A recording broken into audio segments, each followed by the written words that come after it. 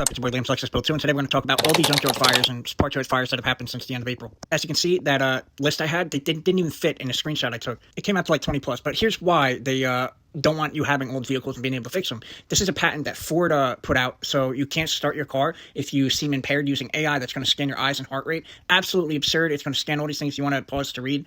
Not only did Ford Motor Company, that also owns Lincoln, GM also made a patent of their own type of AI technology that does the exact same thing, and it's going to aid in law enforcement endeavors as well. Why are we buying a vehicle that is not going to be owned by us, the people who buy it? Again, I don't make claims here. Here's the Ford Lincoln patent. Here's the General Motors patent. Here's the brands they own.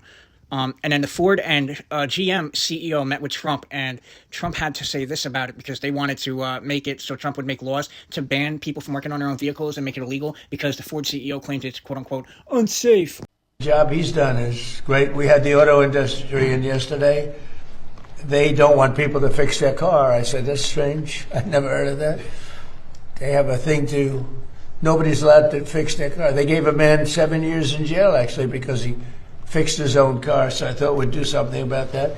So basically, the auto industry is lobbying, basically paying off politicians to get them to make these laws to make it illegal to work on your own car. They're already making it as hard as possible by inducing software to lock people out or have to go to the dealership to get the shit. The program, like if you do a brake job, it locks you out of doing the brakes don't work properly. Go to dealer software, download something, and it unlocks it, and you're able to use the brakes again, right? Well, the right to repair laws are coming in place and stopping from dealerships to take any further than that. And it's already a gray line with what they're already doing. So now the Ford CEO is going to speak next, trying to defend himself. Let's hear what you got to say. You don't want people repairing their own vehicles.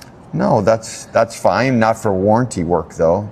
I mean, come on, bro. No one's doing warranty work themselves. They're not going to go spend high prices at AutoZone for parts to be replaced on their car. And even with diagnosing it, they're going to have these scanners to diagnose it and do it themselves. And they're not just going to waste their time and money repairing the car themselves when they can bring it to the dealer and have the warranty work done for free. Even though these new techs are a different kind of breed of tech where they don't know what the fuck they're doing. These are very complicated cars, and we don't think that's safe for many of the repairs on our vehicles. Someone at home like myself could never do it. I mean, I have no problem working on a 73 Bronco. Stop the cap, bro. No, the fuck you can't. To work on a brand new Bronco, I need all sorts of specialty tools. I wonder why that is, bro. Can you elaborate further on why Ford vehicles would need specialty tools to fix them and unlock them to work and fix them, motherfucker?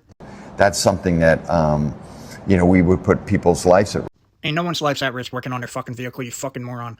I can't stand these rich-ass CEOs that just say the most outlandish stuff, acting like we, the people who are actually affected and mad about this, aren't going to catch them lacking and saying some stuff like this. This just lets me know that he does not know how to work on cars. If he thinks not having specialty tools will put your life at risk working on a vehicle. That just shows that he doesn't know what the fuck he's talking about, but he is doing these things to make our lives harder and our lives more difficult to fix and work on our vehicles. Why? Because it's going to be very expensive to work on a vehicle soon, right? So when you come into a shop where it's a $30,000 repair bill on a car that's worth maybe 10, 15 grand, they're going to say it's mechanically totaled. But here we have a great deal on blah, blah, blah, blah, blah right now, even though your car is only 10, 15 years old. Whereas back in the day, you could get a 30-year-old car, keep it for the 30 years, and you bring it to the dealer, and it'd be like, oh, only $1,000 to fix it. Or you go to your auto shop, get the part yourself, do it yourself in your driveway. They don't want that. They want you to go home to the dealer, and then eventually when it costs too much money to repair because of labor costs, because of how difficult they're making it to repair, they can try to sell you a new piece of crap car, and they want these old cars off the roads because it's so easy to fix and repair them. I'm about to do an AC compressor in my car. It should take me no longer than 2 hours max if I have any problems. Couldn't do that in a fucking new car. Nowadays, it's impossible. You have to take so much shit off.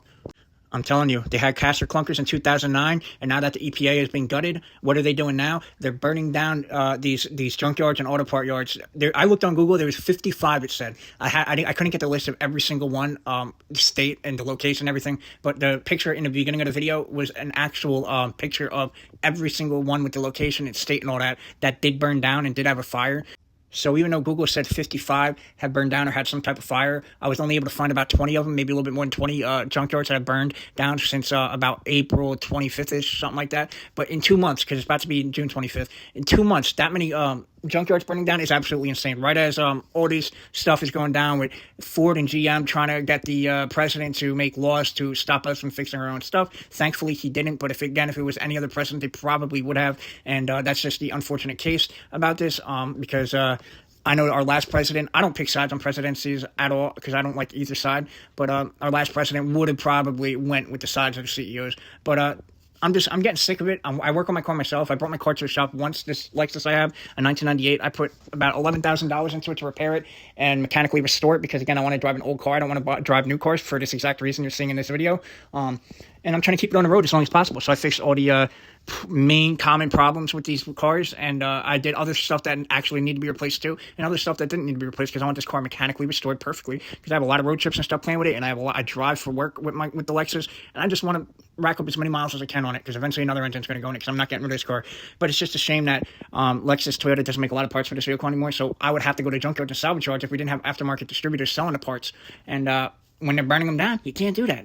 And they're doing it for a reason. They want to be able to control our car, turn it off when they need to. Like Elon Musk said, if there's a draft in the winter and he sees a Tesla trying to drive into Canada, he's going to lock it and not allow you to do that. That's what they want. They want 15-minute cities, where if you go out of your 15-minute zone, they could turn your car off and send police to you, stuff like that. But I don't want to get into all that type of stuff. They want full control.